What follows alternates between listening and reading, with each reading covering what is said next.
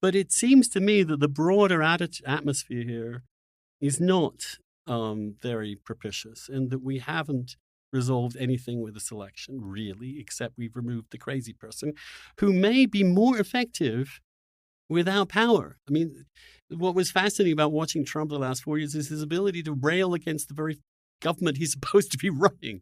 That he's really strongest out of power, projecting power. And I think the ability of this mass movement, which to cripple the presidency of Biden, and to further spread. I mean, let us also remember that that some secretaries of state, have had their houses, their actual houses surrounded. You've seen also in terms of liberal norms and procedures in democracies, you've seen, for example, the fact that protests are no longer enough.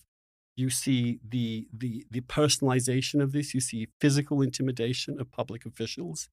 You see people having to go into hiding for doing their constitutional duty.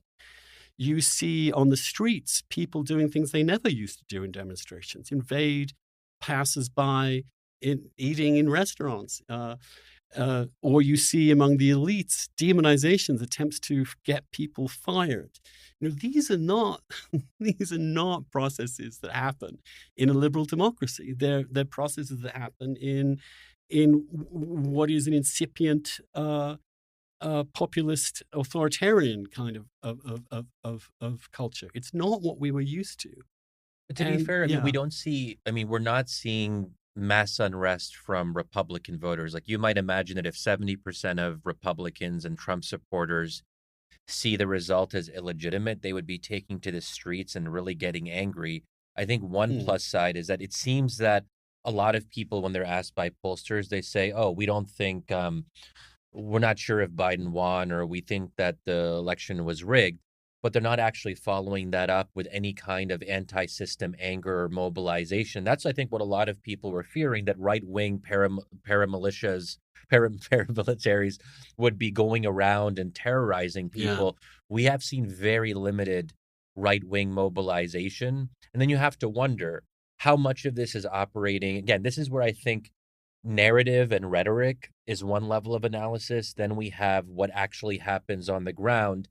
And I think I put a little bit less emphasis on the narrative, because I feel like a lot of it ends up being intangible. So fine, 70% of Republicans have questions about how this election was conducted. They're kind of pissed off, but not really. Then what? They find a way to live with it, and life moves on, and they're not going to actually be spending the next 4 years destroying democracy. They're going to live with a Biden presidency, just as Democrats I don't think they did a great job of living with a Trump presidency, but, Trump continued being president. Life went on. So I just wonder, like, when we're really afraid, what does that actually mean on the ground if Trump supporters aren't actually mobilizing? Because, I mean, also after 2000, there were, many Democrats who didn't really consider the election to be free and fair. So this is not a brand new thing. I mean, for a while now, whenever the other party wins, there's going to be a group of people who feel disenfranchised. But then, so except that you would expect more than 26 Democrats after the election last time to agree that Trump won the election. Yeah. And, you did have Obama inviting Trump in a couple of days later. You had Hillary conceding the next day. You had that. You had and you had a recognition, at least, that this was. But look, I'm open to that debate. And part of me wonders whether I'm just read too much political theory. I've focused on how liberal democracies fail too much, that I'm in my head too much, that I'm online too much, that the narratives competing in my head are actually too fevered for reality in America. And so then you get to this point, and I take your point. We haven't, the country is not collapsing in mass anger and fury. Although quite how COVID is related to that, who knows?